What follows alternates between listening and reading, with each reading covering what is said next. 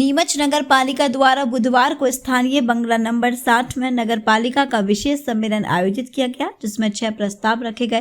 प्रस्ताव क्रमांक 1 में सभी पार्षदों की चुप्पी होने के बाद भी प्रस्ताव नपा अध्यक्ष की सहमति स्वीकृति के बाद शासन की सहमति के लिए भेजा गया और अन्य सभी प्रस्ताव भी पास किए गए।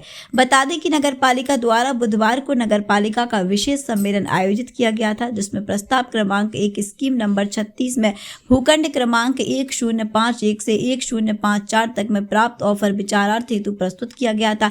इसमें एक भी पार्षद ने नहीं विरोध किया और नहीं सहमति प्रदान की। बावजूद उसके नगर पालिका अध्यक्ष की सहमति के बाद प्रस्ताव को पास कर शासन स्वीकृति हेतु भेजा गया।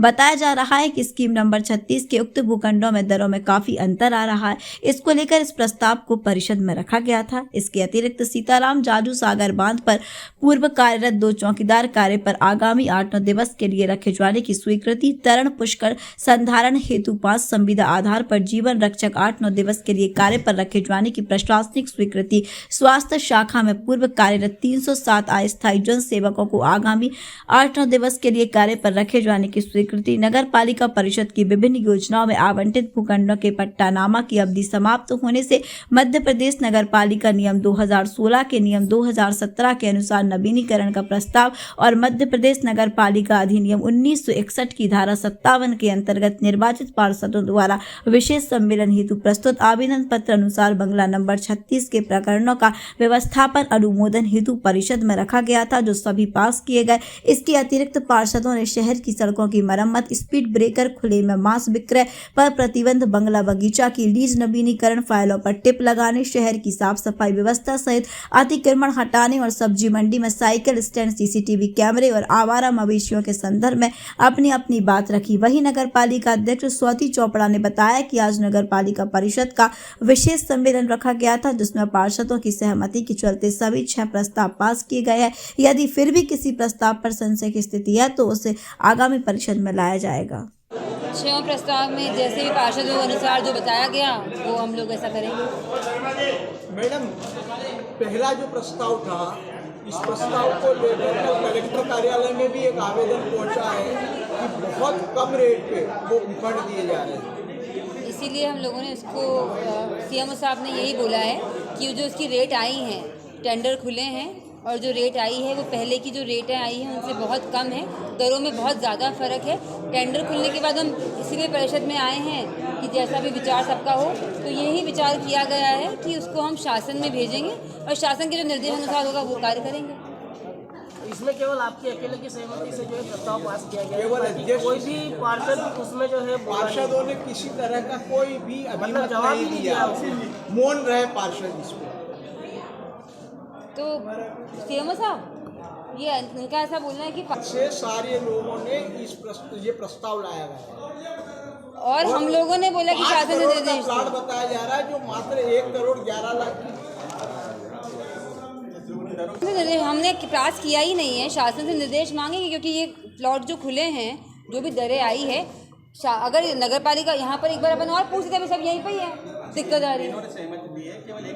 देखा है, सहमति नहीं दी है। जो प्रस्ताव इसमें मीटिंग में रखे गए पास है केवल 27 की पुष्टि का। अगर ऐसा कुछ है कि मत विभाजन नहीं हो पाया और आप लोगों को डाउट है तो हमें तो कोई दिक्कत नहीं है, इसको आगामी कर देते हैं, आगामी बैठक में वापस पूछ लेंगे, पार्षद जैसा बोलेंगे वैसा कर लेंगे। ऐसा तो झूठा इल्जाम तो आप लगा नहीं सकते मेरे पर कि पार्षदों ने हाँ नहीं करा है और मैं करवा रही हूँ। मेरा इसमें कुछ भी वो नहीं, जो आया समक्ष रखा गया।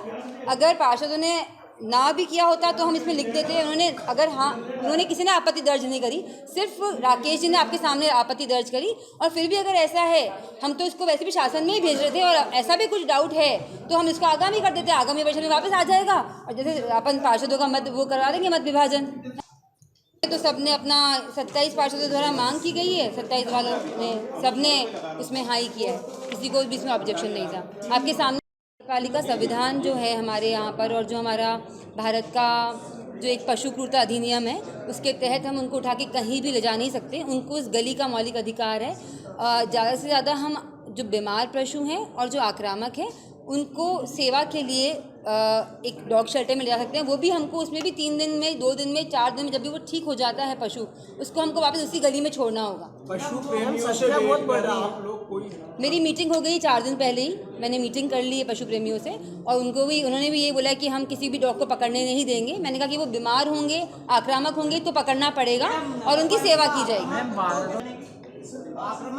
जब किसी को शिकायत आती है कि मतलब उसको जब काटा किसी को गया है, काट खाएगा, जब किसी के हाँ ऊपर अगर हमला कर देगा। हाँ अगर आक्रामक है, अगर वो आक्रामक प्रवृत्ति का है तो ही हम कर सकते हैं, वरना हम नियम विरुद्ध नहीं कर सकते हैं। वार्डों में सफाई कहीं अगर सफाई अगर नहीं भी, वैसे तो सब जगह कोशिश की जा रही है, अधिकारियों को, कर्मचारियों को सख्त निर्देश दिए कि अच्छी से अच्छी सफाई करें, और कहीं दिक्कत भी आती है तो जैसे शिकायत मिलती है उस पर हाथों हाथ हमने एक्शन लेना है। और ये भी है कि एक स्वच्छता की हेल्पलाइन भी, उस पर भी जो भी शिकायत आती है उसमें 48 आवर्स में निराकरण हो जाता है। मीटिंग्स कर ली गई है और हम लोगों ने जो ठीकरिया बांध है उसे अनुबंध कर लिया है, तो 5 MCM पानी हमें वहाँ से मिलेगा। उसके अलावा CMO सर को मैंने जो हमारी जल संकट की मीटिंग में तय हुआ है कि हमें जो कुएं हैं, जो बावड़ी है, उनको साफ़ करा के जितना पानी ट्यूबवेल से हमको मिल सकता है उसकी भी व्यवस्था कर ली गई है, और जो हमारा ठीकरिया बांध है उसे भी अनुबंध कर लिया गया है।